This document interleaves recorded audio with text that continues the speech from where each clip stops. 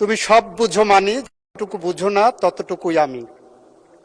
উনি সব বুঝেন এটা যেমন মানি, কিন্তু যতটুকু উনার প্রয়োজন ততটুকু উনি আনেন, এর বাইরের টুকু আনেন না। আমরা একটা নোটিশ পেয়েছি যে বাংলাদেশ বার কাউন্সিলের নির্বাচন স্থগিত করা হয়েছে। সেই স্থগিতকরণের কারণ হিসেবে বলা হয়েছে যে দেশে তীব্র জ্বালানি সংকট, এই কারণে বার কাউন্সিলের নির্বাচন স্থগিত করা হলো।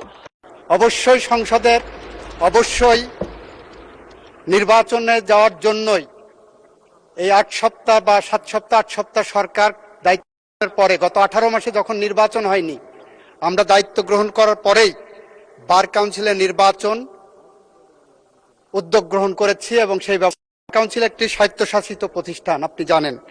তারা স্বকীয়ভাবে স্বাধীনভাবে সিদ্ধান্ত নেন। মাননীয় স্পিকার, বার কাউন্সিলের উনি যে কথাটা বললেন জ্বালানি মন্ত্রণালয়কে টেনে এনে শুধুমাত্র একটা কারণে, সেই প্রেস রিলিজ আমিও পড়েছি, আমার নোটিশেও এসেছে। উনি যে জিনিসটা বলেননি হলো ঢাকা বার সহ বেশ কয়েকটি বার অ্যাসোসিয়েশন থেকে বার কাউন্সিলের কাছে অনুরোধ এসেছে যে তাদের ওখানে নির্বাচন চলছে, তাদের নির্বাচন প্রক্রিয়া সমুন্নত রাখার জন্য, এইটাকে নির্ঝঞ্ঝাট রাখার জন্য, বার অ্যাসোসিয়েশনগুলোর নির্বাচনকে নির্ঝঞ্ঝাট রাখার জন্য, নির্বাচনটা পিছানোর জন্য বলেছেন। এবং বার কাউন্সিল একটি সংবিধিবদ্ধ হিসাবে বিভিন্ন বার অ্যাসোসিয়েশনের সেই অনুরোধটাও রক্ষা করেছেন। ফলে এই পার্টটা কিন্তু উনি বলেননি। আইনজীবীদের দাবি ছিল বিভিন্ন ঢাকা বার হলো বলা হয় এশিয়ার মধ্যে সবচেয়ে বৃহত্তর বার, যেখানে 22,000-এর উপরে লয়া আছে।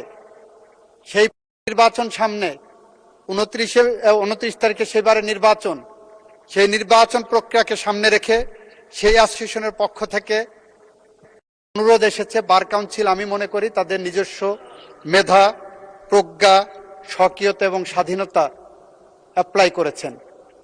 সেই কারণে এখানে আমরা কোনো হস্তক্ষেপ করিনি। আমরা চাই উনার মতোই যে বার কাউন্সিলের একটি স্বাভাবিক নির্বাচন প্রক্রিয়া এগিয়ে যাক, এবং সেই প্রক্রিয়ার জন্য আমাদের পক্ষ থেকে আমরা সেখানে হস্তক্ষেপের মধ্যে যাচ্ছি না।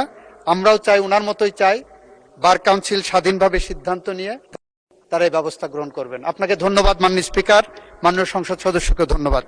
ধন্যবাদ মাননীয় আইনমন্ত্রী। আমি তো ভেবেছিলাম মাধবী হবে কবি শিরোনাম। ধন্যবাদ মাননীয় আইনমন্ত্রী।